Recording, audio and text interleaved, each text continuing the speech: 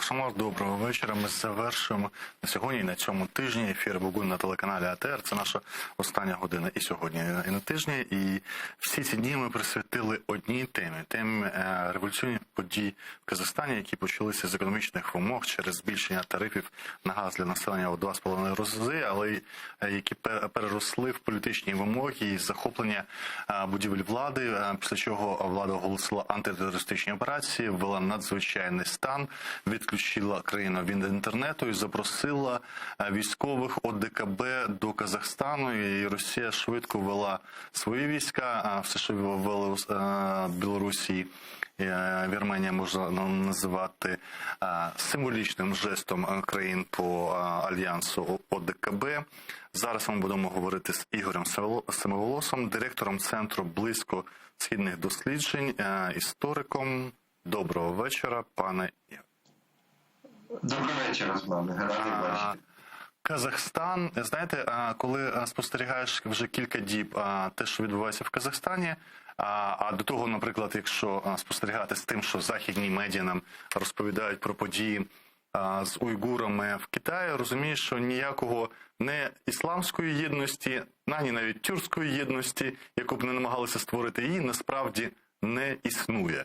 Тому що мовчить весь тюркомовний світ. Єдине, ми бачили якісь протести проти введення військ ОДКБ з боку Киргизстану, і Киргизстан, здається, відмовився від цього. Мовчить Туреччина, мовчить турецькі медіа, майже нічого. В українських медіа більше повідомлень про Казахстан, нічого не відомо, мовчить Ердоган, мовчить Алієв. Що відбувається взагалі? Да. Ну, що відбувається? Єдине, я додам, можливо, іронічно треба сприймати заклик талібів до мирного врегулювання. От такі є. Ну, да, це таліби сьогодні ввечері просто, скажімо, зробили мій день саме цією заявою. Я думаю, що проблема тут глибша, і вона в значній мірі пов'язана з тим, як взагалі всі сусідні країни розглядають Казахстан.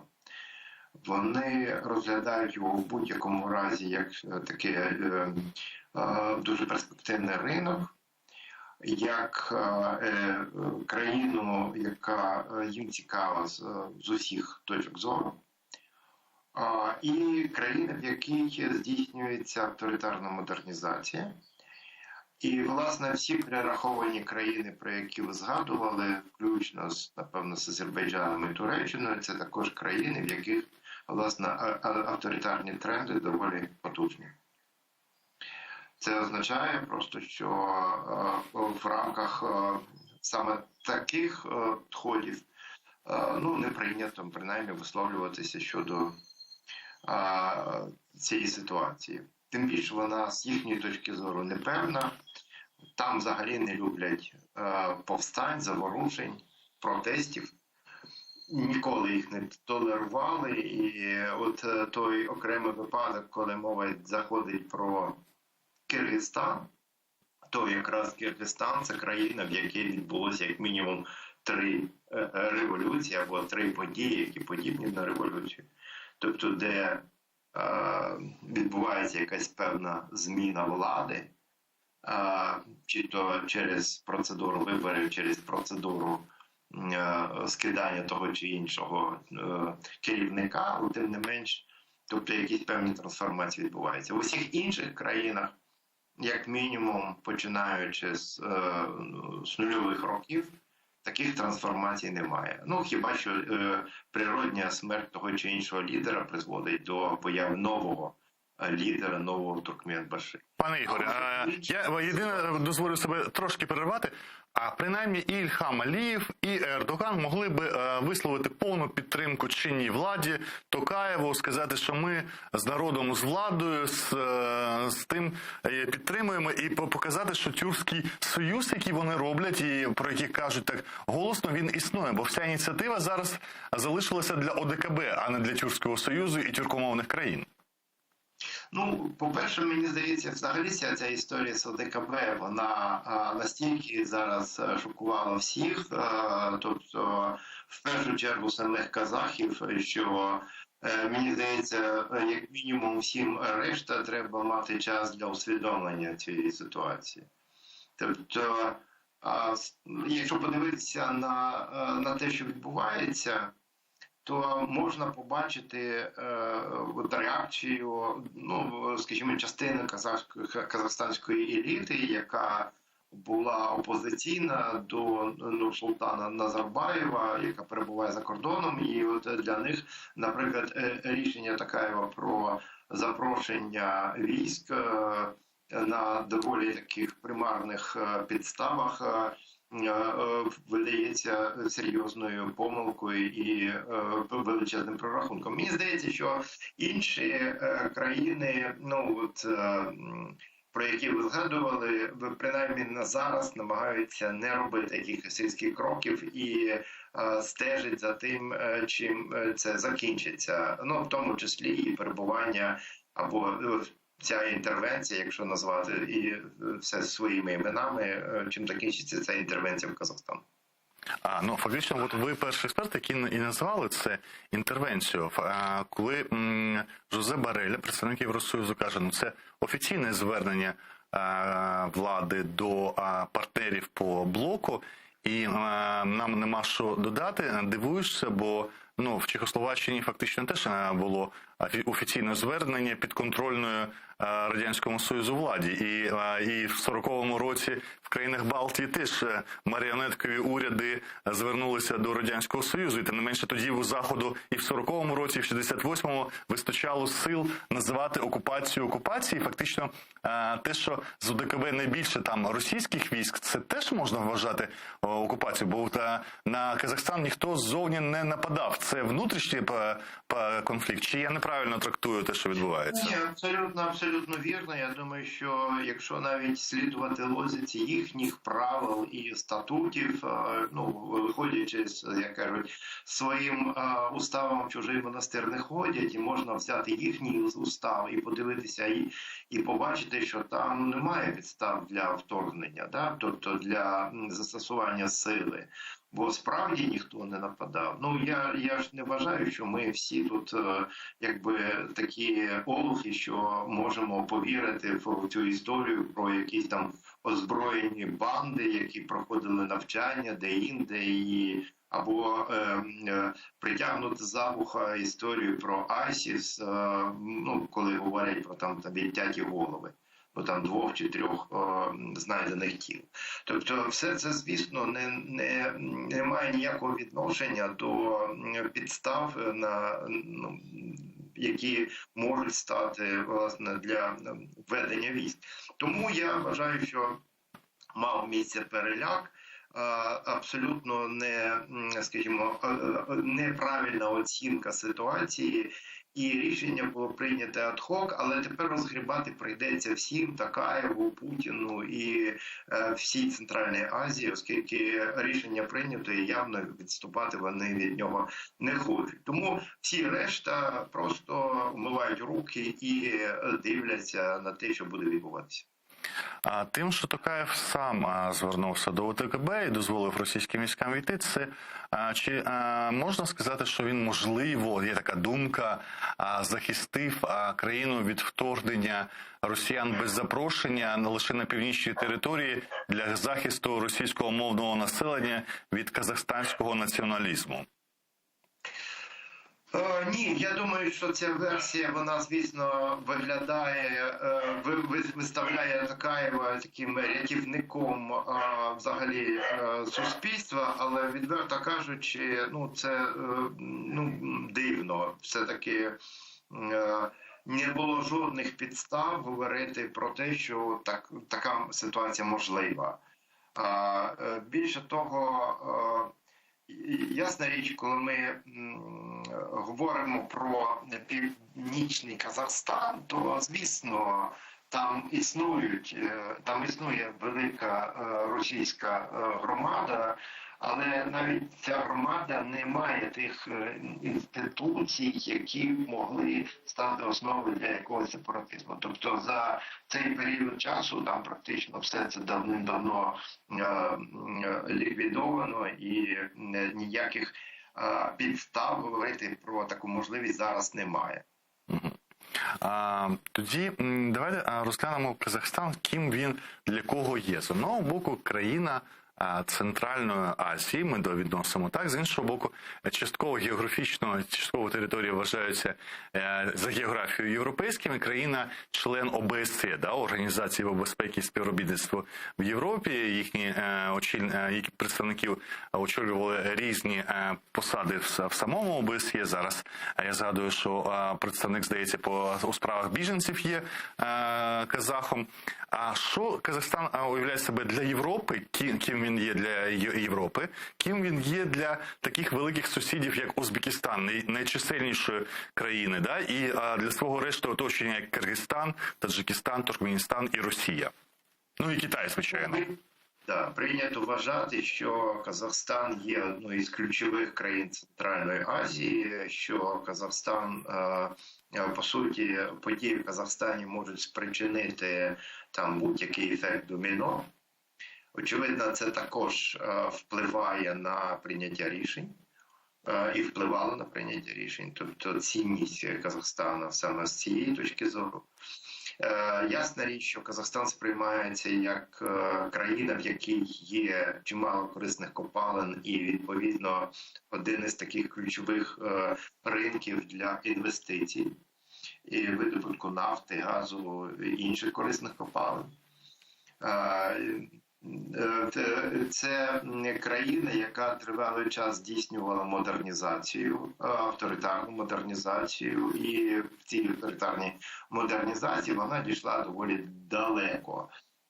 І ця країна, в тому числі, з іншого боку, авторитарна, де рішення приймається з одного центру, однією людиною, і, відповідно, скажімо, умовно кажучи, виходячи з міркувань ведення бізнесу, легко було домовитися. Ну, а якщо говорити про Узбекистан, то, звісно, це неконкурентні такі відносини між двома країнами. Разом з тим, ця конкуренція, вона, де-інде вона має такий, в тому числі, міжетнічну конкуренцію, але за останній час ситуація між двома громадами, етнічними громадами, вона покращилася, можна так обережно сказати. Обидві країни претендують на лідерство в Центральній Азії. Одна тому, що багата, а друга тому, що найчисельніша, і міцніша над своїм населенням з 30 майже 5 мільйонним. Я думаю, що тут якраз цікаво говорити про те, що це скоріше такі наслідки ще того пізнього радянського, пострадянського такого цих радянських лідерів, які Іслам Карімов і Назарбаєв, які бачили один в одному таких конкурентів і намагалися під'южувати і стимулювати один одного до такої конкурентної взаємодії. Чим далі, тим, очевидно, цього буде менше, очевидно. Але тут справді питання полягає в тому, зараз, де опиниться Казахстан через декілька років з тими трендами, які ми бачимо зараз. А де він може опинитися? Які тренди для Казахстану? Я думаю, як мінімум, він вже перестане бути таким країною, яка динамічно розвивається, і стагнація, яка зараз присутня в економіці, і вона може набути таких доволі потужних форм. Чому ціни на вуглеводороди ми бачимо, які, особливо на газ, яким багатий Казахстан, просто золота ера для нових заробітків чи ні? Чи я щось помиляюся? Воно так начебто виходить, воно начебто так схоже на те, що Казахстан має купатися в золоті, і багато хто, власне, бачив майбутнє Казахстану саме через цю призму. І більше того, ця суспільна угода, яка була вкладена, умовно кажучи, вона не була сформульована, але була все одно укладена між Назарбаєвом та свого боку і казахстанським народом з іншого, про те, що ми вам достаток, а ви нам свободу і права. і передаєте нам повноцінну владу, то ця угода, вона начебто мала б реалізуватися, тобто були для цього всі обставини. Але вона чомусь перестає працювати. До речі, от зачепила Назарбаєва. Зараз я і планував поставити питання, чому ми не чуємо Назарбаєва? Чи втратив він все? Зараз з цим звільненням керівника Ради безпеки, на якій він мав бути конституційно довічно, а довічно, до речі, він має ще й статус лідера казахського або казахстанського народу. Чи відбулася повністю зміна родини Назарбаєва на клан Токаєва? Що про це можна сказати? Ну, очевидно, так. Я думаю, що знов таки це скоріше здогадки, да? Тому що я тут за ці дні прочитав і прослухав тони матеріалів. І от немає насправді остаточної думки ні у кого, тобто чи ні у казахстанських експертів, ні у світових експертів. Тобто насправді видається так, що все-таки Назарбаєв втратив свої позиції, і втратив він скоріше не через мову, як знов таки хтось говорить, а втратив об'єктивно через ці події, і знов таки це було ад-хок рішення, тобто треба було приймати якесь рішення, яке на думку Токаєва і того ж самого Назарбаєва, очевидно, мало б зупинити ці протести.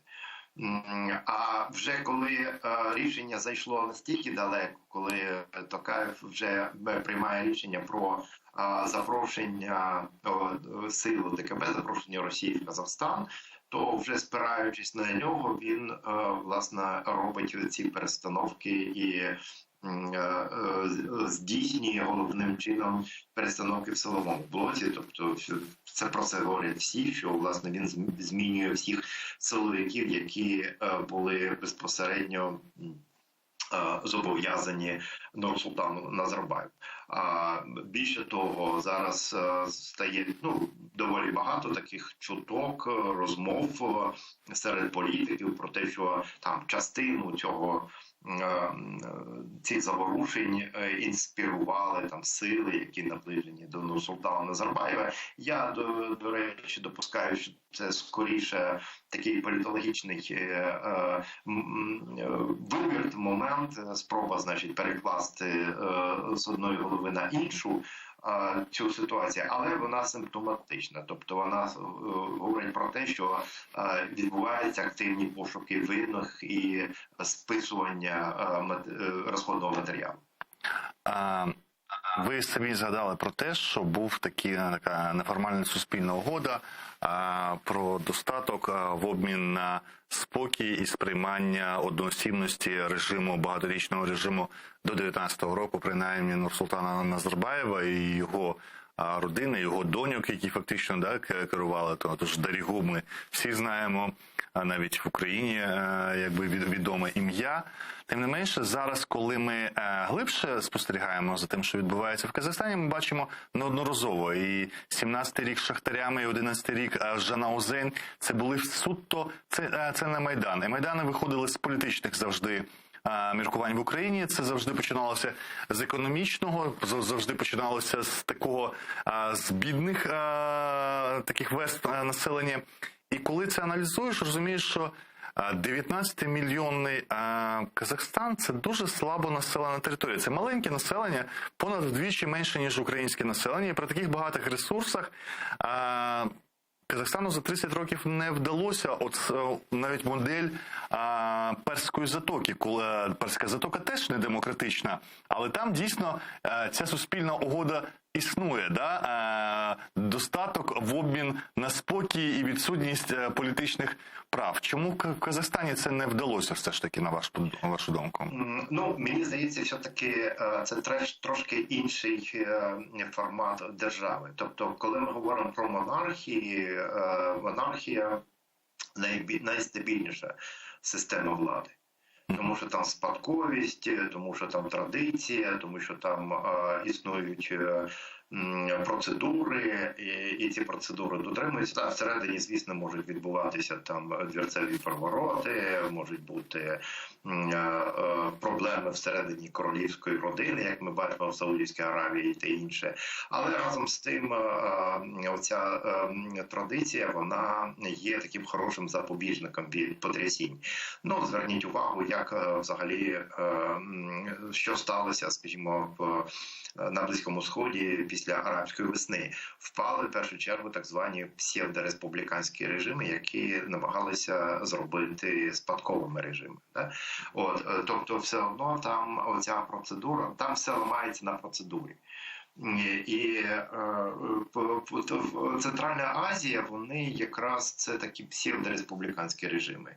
Тобто вони там формально республіка, а за своїми ознаками це такий султанат, чи там емірат, чи щось подібне. І от це не співмірність і вона тисне, тому що там є чітке уявлення про соціальну справедливість. І взагалі поняття соціальної справедливості, воно відносно. Да? І якщо є спадкова монархія, то ніхто не поставить під сумнів, що монарх має більше можливостей, ресурсів і контролює. Але ясна річ, що він відповідно до традиції має опікуватися своїм людом. А тоді, як в цих республіках, якраз цього немає всього. І воно, от власне, і це питання соціальної справедливості, де начебто люди мають мати доступ до прийняття рішень, але його не мають, а монарх, там, умовно кажучи, нічого не робить для цього, просто краде. Оскільки він не спадковий, він просто сьогодні-завтра поїде в Лондон і буде там жити абсолютно нормальним життям. Він не зобов'язаний цьому народу. От все це в цілому, в принципі, дає відповідь, чому не вдалося зробити з Казахстаном Емірат. Тоді питання таке і філософське, і політологічне до вас. Якраз ви згадали арабську весну, і я теж це помічав, що Туніс, Єгипет, Ємен, там, де були псевдореспубліканські режими, да, якби, але за своєю ознакою авторитарні, диктаторські, там було повалено. Там, де була спроба щось робити в Бахрейні, але воно швидко закінчилося, решта монархій, їх навіть це не торкнулося. І це було понад 10 років тому. А ми, коли спостерігаємо за Центральною Азією, і навіть, на жаль, вже і Азербайджан можна трошки туди віднести за способом панування і державного устрою, ми бачимо, скажімо, передачу влади фактично від батька до сина в Азербайджані. Да? Якщо ми беремо Таджикистан, не тюркомовна, але все ж таки центральноазійська, дуже схожа з Узбекистаном за способом взагалі життя свого населення, там ми бачимо конституційні зміни, які дозволяють сину Емомалі Рахмона, меру Душанбе, стати президентом в разі смерті президента. Да? А мер Душанбе може стати президентом. Фактично теж передача, а мер Душанбе – це син, значить син Емомалі стане, скоріше за все, президентом. Це в Туреччині неможливо сьогодні, ми розуміємо, бачимо по політичних процесах, по справжній парламентській демократії, яка є, які б авторитарні способи не робив Ердоган, а він десь, можливо, авторитарніший за багатьох інших, просто внутрішня структура Туреччини не дозволяє це зробити. Да? І він програє великі міста і може програти, скоріш за все, вже і вибори загальнонаціональні. Але цим країнам нічого не заважає казахам вийти і сказати, у нас було казахське ханство, наш спосіб життя – ханство. Давайте ми обираємо Назарбаєва ханом, і передаємо у спадок. Чому робляться такі, знаєте, псевдомонархічні кроки, а не робиться це офіційно? І мені здається, їхнє населення сприйняло б це і в Узбекистані, і в Казахстані, бо вони ж бачать, що в них зміна, смерть попереднього, скажімо, керівника, не буду називати диктатор, щоб нікого не ображати, хоча воно таке, воно призводить до зачистки попередньої родини іноді вщент, і посадки у в'язниці, і, скоріш за все, щоб обезпечити себе від цього, треба, обрати монархічний спосіб життя, бо населення до цього готове, чи я помиляюся? Хороша ідея. Взагалі можна її запропонувати, да? Але я боюсь, що вони відмовляться. Тому що політичні режими, вони ж вони мають бути засновані в такі королівські, там, я не знаю, монархічні режими, вони мають бути засновані на традиції. А звідки вона візьметься, ця традиція? Вона візьметься лише тільки ісламська традиція, да? Є яка. Значить, відповідно, це треба міняти, радикально міняти весь образ життя. А радикально міняти весь образ життя, це значить поступатися дуже багатьма речами, на які ніхто не поступиться в цих країнах. Більше того, мені здається, що все-таки є традиція центральноазійська, вона походить, можна вести її традиції від баїв. Я свого часу ще в кінці Радянського Союзу був в Туркменістані, в Туркмені тоді це ще було, і я бачив, як трансформується кабінет, приймальня класичного районного начальника в байський кабінет після приймальні. Тобто я все це бачив, але це бай, це абсолютно не монарх, абсолютно не людина, яка це російська імперська колоніальна традиція, і друга – це комуністична традиція. А в комуністичній традиції там точно зачистка. Там якраз один зачищає іншого, і це чудово, власне, накладається на спосіб мислення цих еліт. Тобто ці еліти радикально не монархічні. Вони можуть бути баями, баями радянськими. Іноді, коли ми говоримо про демократію, тут, в нашому європейському розумінні цього слова, на щастя, Україна, можливо, чи не єдина з Молдовою може говорити про європейськість, європейське сприйняття політичної традиції в чіткому, навіть західноєвропейському цього сенсі, не зважаючи на нюанси, які ми бачимо, коли порівнюємо себе з західнішими країнами, одразу відчуваємо це, коли дивимося трошки хоча б на схід, одразу розуміємо, що все-таки у нас зовсім тут по-іншому. І вважалося, що можливо економічне зростання і події такі, як відбувалися в Південній Кореї, початкові режими південно-корейські, вони були теж диктаторськими, але потім іде збагачення і можна поступово лібералізувати. Це очікували, можливо, від Сінгапуру ще, чи очікували здебільшого від країн азійських, так званих південно-азійських тигрів, і вважалося, що, можливо, Азербайджан і Казахстан, багаті країни ресурсні, і, можливо, інші, вони пройдуть такий шлях. Спочатку збагачення, економічне зростання, а потім модернізація, а потім демократизація, яка після того буде. Тобто не європейським способом, а і їхнім азійським. Після того, що відбулося зараз в Казахстані, це, можливо, найдраматичніша історія з 86-го року для цієї країни за всі 35 років. Це дійсно такі кривавіші події, які охопили всю країну. Що очікує Казахстан? Буде згортання взагалі і жорсткий режим на кшталт туркменського такого режиму, чи все ж таки Токаєв повністю потрапить під вплив Російської Федерації, і ми отримаємо там другу азійську Білорусь, чи він, Казахстан, приречений все ж таки на модернізацію і демократизацію подальшу? В цьому сенсі я оптиміст. Я думаю, що Казахстан приречений на модернізацію. Я не знаю стосовно демократизації. Як мінімум, у мене є таке відчуття, що є два абсолютно різних періоди існування Казахстану. Я чудово пам'ятаю його на початку 2000-х років, коли ми їздили туди з різними цілями, і я, зокрема, брав там участь в одному такому зібранні опозиції, тобто мене запросили там. Це був 2005 рік, якщо я не помиляюсь. І я бачив, власне, дуже багато опозиціонерів різноманітних, але вони представляли собою Казахстан 80-х, 90-х років.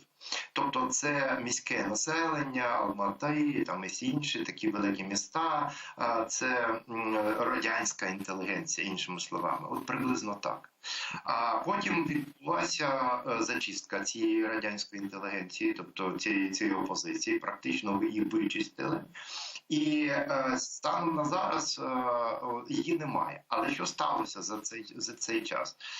в містах з'явився новий середній клас. Це вже казахський, це вже етнічні казахи, іншими словами. І вони ще не усвідомлюють себе до кінця, власне, цим середнім класом. Вони ще не готові до такої активної політичної дії. І те, що зараз сталося, справді, це скоріше такий бунт. Причому тут навіть не бунт цієї групи.